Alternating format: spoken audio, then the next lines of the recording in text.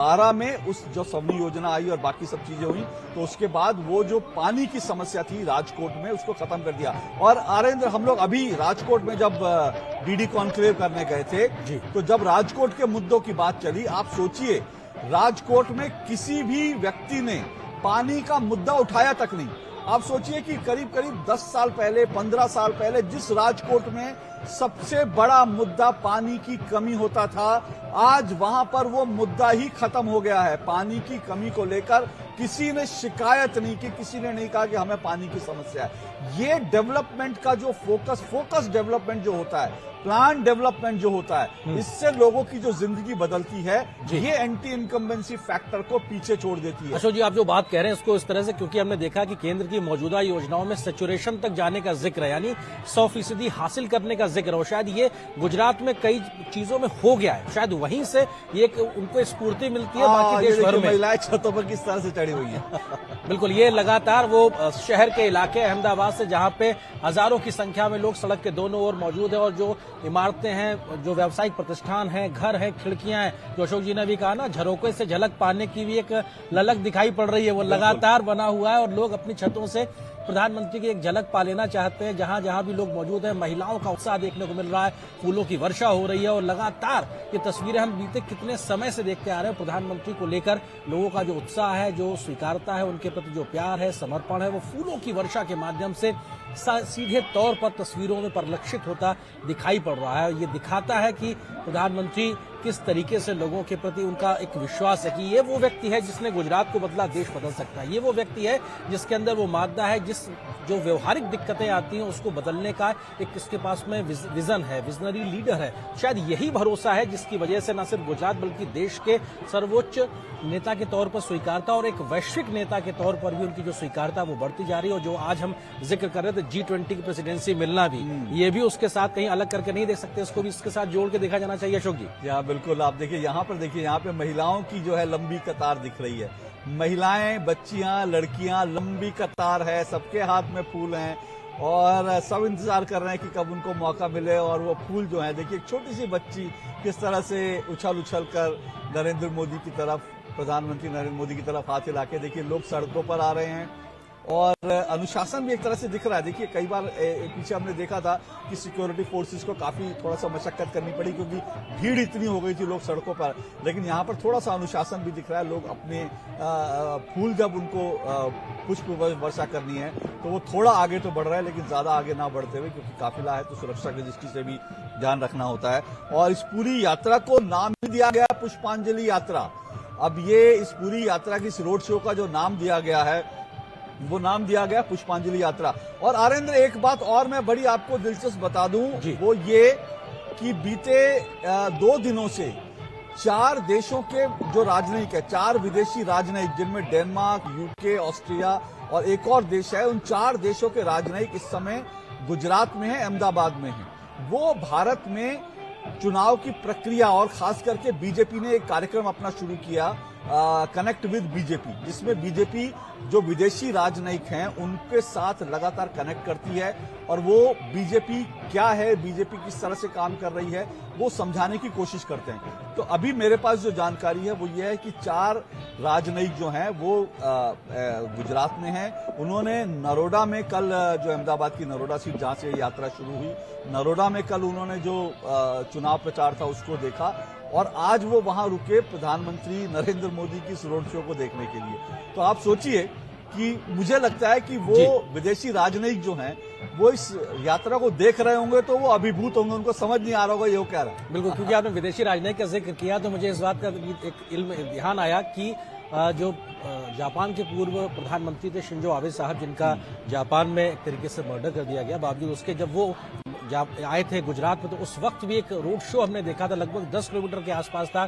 तो कैसे अतिथि देवो भव की जो एक परंपरा है उसका निर्वहन भी गुजरात ने किया था और उस वक्त भी किस तरीके से लोग लगातार आए थे। तो दुनिया के तमाम देशों में लोगों में इस बात का कौतूहल है, दुनिया का सबसे बड़ा लोकतंत्र भारत है, और भारत में दुनिया के सबसे बड़े चुनाव होते हैं और उसमें सबसे ज्यादा वोट से जीतने वाले व्यक्ति के प्रति किस प्रकार का लगाव है, आकर्षण है, ये निश्चित तौर से दुनिया में कौतूहल का विषय बना हुआ। हमारे सहयोगी शैलेंद्र मिश्र भी हमारे साथ लगातार बने हुए। शैलेंद्र, ये भी अपने आप में जिस बात का जिक्र अशोक जी ने किया कि दुनिया के लिए भी एक कौतूहल का विषय है, हमारे सहयोगी नीरज हमारे साथ जुड़ गए हैं, उनका जिक्र करते हैं। नीरज, ये भी अपने आप में महत्वपूर्ण है क्योंकि दुनिया के लिए भी कौतूहल बना हुआ है कि साहब कैसे भारत जैसे सबसे बड़े लोकतंत्र में सबसे ज्यादा वोटों से लगातार जीतकर इतनी बड़ी आबादी का स्नेह और प्रेम हासिल करते रहना, ये भी अपने आप में केस स्टडी के तौर पर।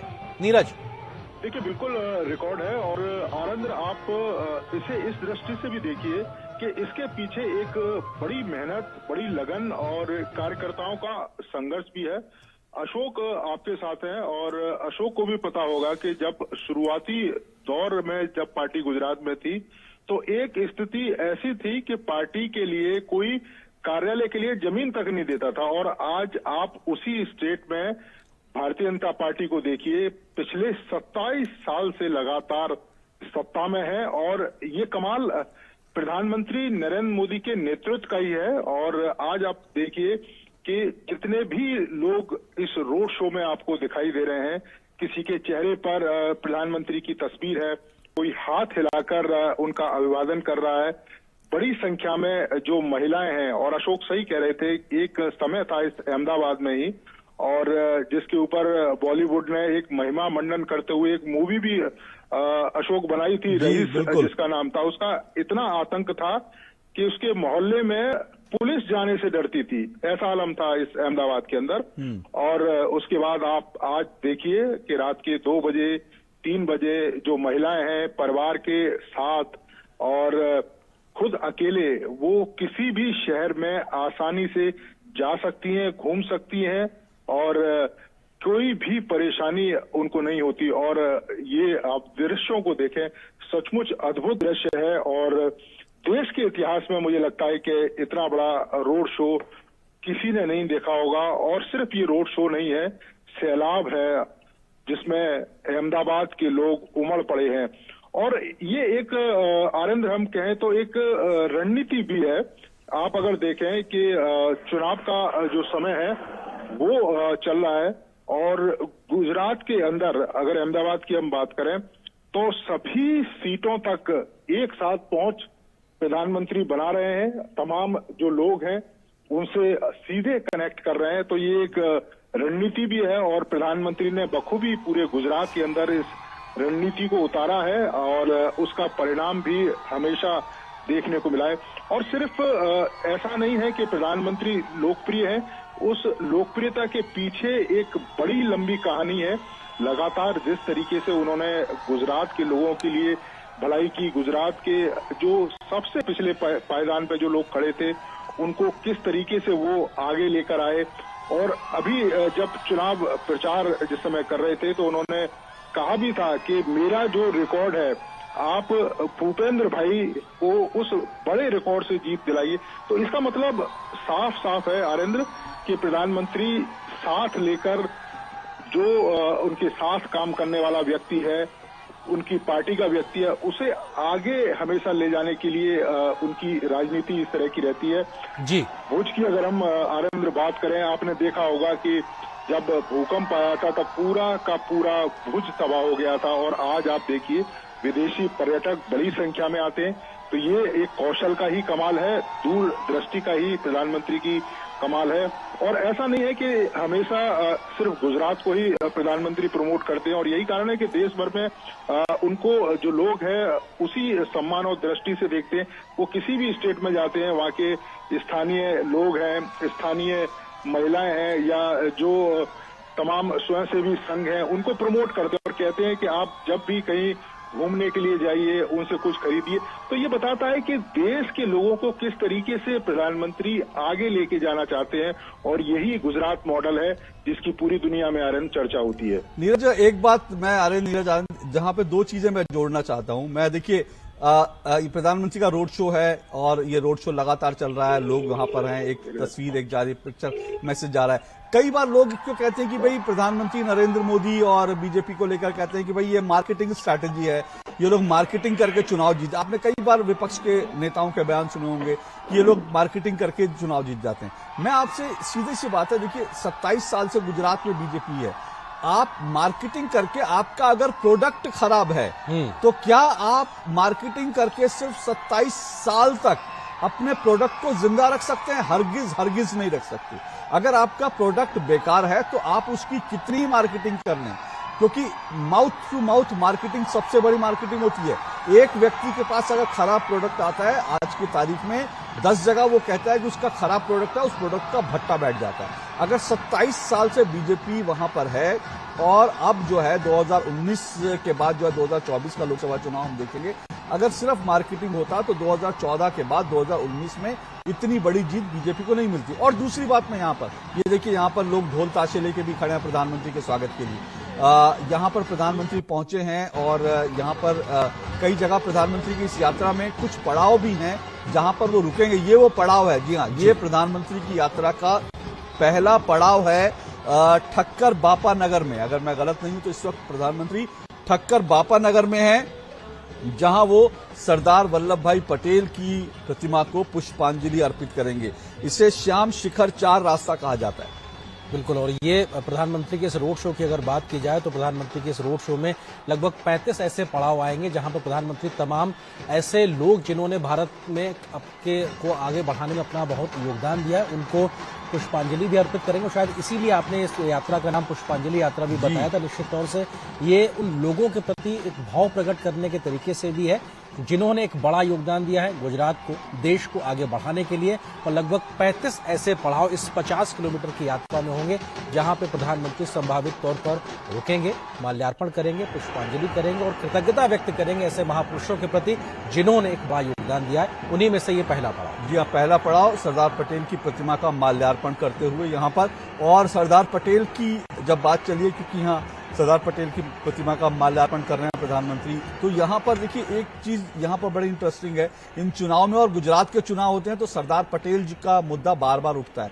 इन चुनाव में भी सरदार पटेल को लेकर बार बार जिक्र हो रहा है। और क्योंकि केवड़िया में सरदार पटेल की सबसे ऊंची प्रतिमा, ये देखिए प्रधानमंत्री भाजपा के कार्यकर्ताओं से मिलते हुए, तो केवड़िया में सबसे ऊंची प्रतिमा सरदार पटेल की स्थापित की गई। और बीजेपी बार बार ये सवाल उठा रही है और ये बड़ा इंटरेस्टिंग सवाल भी है, इस संदर्भ में बड़ा इंटरेस्टिंग है क्योंकि बीजेपी बार बार कांग्रेस के नेताओं से पूछ रही है, क्योंकि कांग्रेस के नेता गुजरात में कहते हैं कि भाई सरदार पटेल जो हैं वो तो कांग्रेस के नेता थे, हमारी विरासत है वो।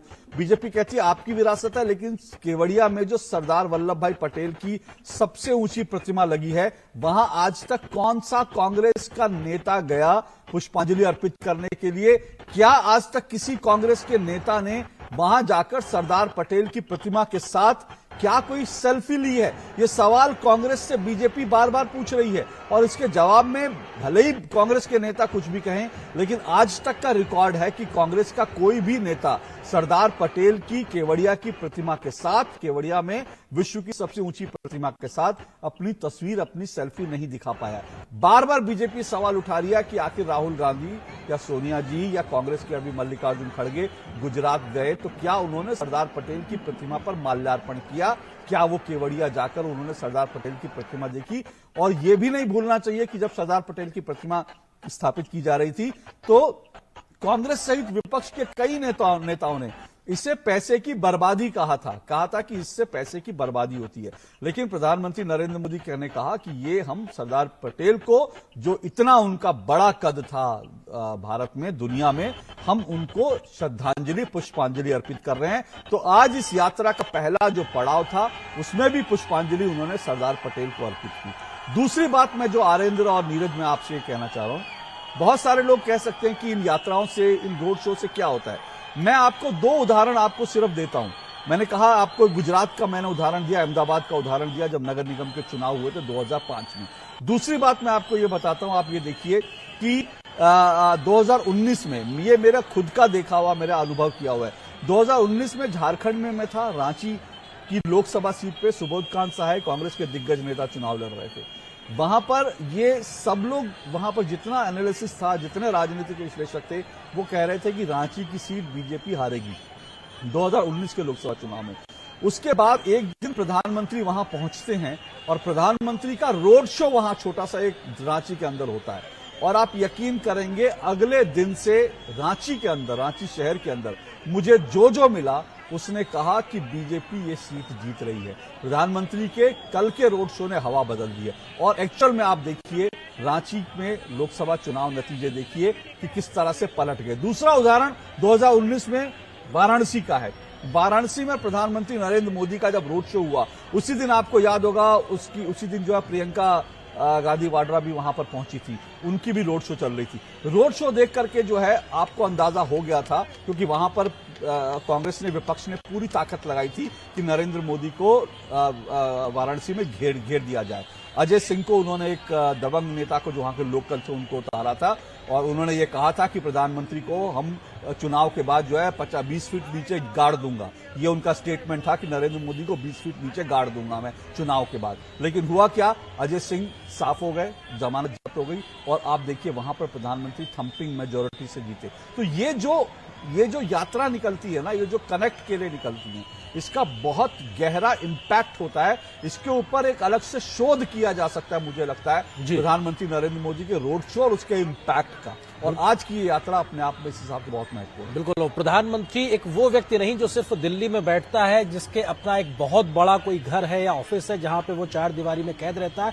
ये वो प्रधानमंत्री है जो जनता के बीच रहना ज्यादा मुफीद समझता है। ये वो प्रधानमंत्री है जो जनता से सीधा कनेक्ट करना मुफीद समझता है। ये वो प्रधानमंत्री है जो जनता से सीधा संवाद करना मुफीद समझता है, और शायद इसीलिए जनता से सीधे जुड़े रहने का फायदा हम जब कभी भी नतीजे आते हैं किसी चुनाव के, तो उसमें परिलक्षित होता हुआ दिखाई पड़ता है। और यही आज 50-52 किलोमीटर के इस मेगा रोड शो के समय से हम लगातार देख रहे हैं। 1 घंटे से ज्यादा का वक्त लगभग हो चुका है इस रोड शो को शुरू हुए, और अहमदाबाद की सड़कों से जहां कहीं से भी प्रधानमंत्री का ये काफिला गुजर रहा है, हमें हजारों की संख्या में लोग दिखाई पड़ रहे हैं। लोग अपने घरों पे खड़े हैं, सड़क के दोनों ओर खड़े हैं। अभी हमने देखा किस प्रकार से एक बगल से ओवरब्रिज था, वहां पर भी, फ्लाईओवर के पास भी बड़ी संख्या में लोग खड़े थे। पुष्प वर्षा लगातार हो रही है, और प्रधानमंत्री के इस 2 दिन के कार्यक्रम में आज की अगर बात की जाए तो सुबह से वो 3 रैलियां कर चुके हैं। अब तक के इस बार के विधानसभा चुनाव में लगभग 30 से ज्यादा रैलियां वो आज तक कर चुके हैं। लगभग 50-51 रैलियां करने का संभावित तौर पर कार्यक्रम है। रोड शो की बात अलग की जा सकती है। ये एनर्जी, ये ऊर्जा किस दूसरे राजनेता में दिखाई पड़ती है जिसके पास इतना बड़ा कद हो, इतना बड़ा पद हो, और वो व्यक्ति इस प्रकार से जनता से जुड़े रहने के लिए एक तरीके से लालायित नजर आए, क्योंकि जनता के साथ जुड़े रहना ही लोकतंत्र की सच्ची सेवा है। और शायद इसीलिए प्रधानमंत्री का जनता से संवाद, कनेक्ट, जिसका जिक्र अशोक जी आप कर रहे थे, कि रोड शो के माध्यम से जनता को लगता है कि हाँ, हमारे ही बीच से निकला हुआ व्यक्ति जिसको हमने वोट की ताकत देकर दिल्ली पहुंचाया, वो हमसे फिर मिलने के लिए आया हुआ है। शायद यही लगातार एक भावनात्मक रिश्ते को बनाता है। हमारे सहयोगी नीरज भी हमारे साथ लगातार बने हुए। नीरज, किस तरह से इस एक स्नेह को, इस जुड़ाव को आप वहां पर महसूस कर पा रहे हैं, क्योंकि भावनात्मक लगाव, या कहा जाए गुजरात की अस्मिता के साथ जुड़े हुए अपने बेटे को देखने का एक जो भाव है, उसको आप कैसे पढ़ रहे हैं वहां पे मौजूद? नीरज, देखिए, बिल्कुल आरेंद्र, और इस समय आप अगर इन दृश्यों को देखें तो प्रधानमंत्री बापू नगर इलाका है, वहां से उनका ये काफिला, ये रोड शो वहां से निकल रहा है। जुड़ाव निश्चित तौर पर आप आज देखें कि जिस समय गुजरात विधानसभा चुनाव का समय था, उसी समय प्रधानमंत्री को मैं एक जस्ट आपको एग्जाम्पल दूंगा आरेंद्र, कि 2 बच्चों के बारे में पता लगता है। आदिवासी 2 बच्चे थे जिनके माता पिता की मृत्यु कुछ साल पहले हो गई थी। दादा दादी के पास वो बच्चे रहते थे दोनों, और 1 साल पहले उनके दादा दादी और नाना नानी की भी मृत्यु हो गई। एक वीडियो वायरल हुआ था और वो प्रधानमंत्री तक पहुंचा। प्रधानमंत्री तुरंत सक्रिय हुए और यहाँ पर बीजेपी के जो लोग थे, सरकार के जो लोग थे, उनको दिशा निर्देश दिया। प्रधानमंत्री ने कहा कि इन बच्चों के सपनों को, उनकी जो उड़ान है वो रोकनी नहीं चाहिए। ये बच्चे अनाथ हैं, लेकिन इनको लगना नहीं चाहिए कि ये अनाथ हैं। इनके पीछे पूरी पार्टी और जो सरकार है वो खड़ी होनी चाहिए। उसी का नतीजा था कि प्रधानमंत्री जब रैली करने के लिए गुजरात में आए, भरूच में, इन बच्चों से प्रधानमंत्री खुद रूबरू हुए और उसके बाद सरकार को उन्होंने दिशा निर्देश दिए। बच्चों से उन्होंने बात भी की। तो ये बताता है कि प्रधानमंत्री सबके पास कितनी आसानी से पहुंच जाते हैं। और आप आनंद, अगर आप प्रधानमंत्री से बात करना चाहते हैं, प्रधानमंत्री तक अपनी बात पहुंचाना चाहते हैं, तो आपने देखा है कि तमाम माध्यम है उनको कनेक्ट करने के लिए। आप ट्विटर के माध्यम से, यूट्यूब के माध्यम से, उनकी जो साइट है वहां पर जाकर आप अपनी बात रख सकते हैं। और जिसका जिक्र प्रधानमंत्री मन की बात में समय समय पर करते हैं कि उन्हें चिट्ठी मिलती है, बताते हैं कि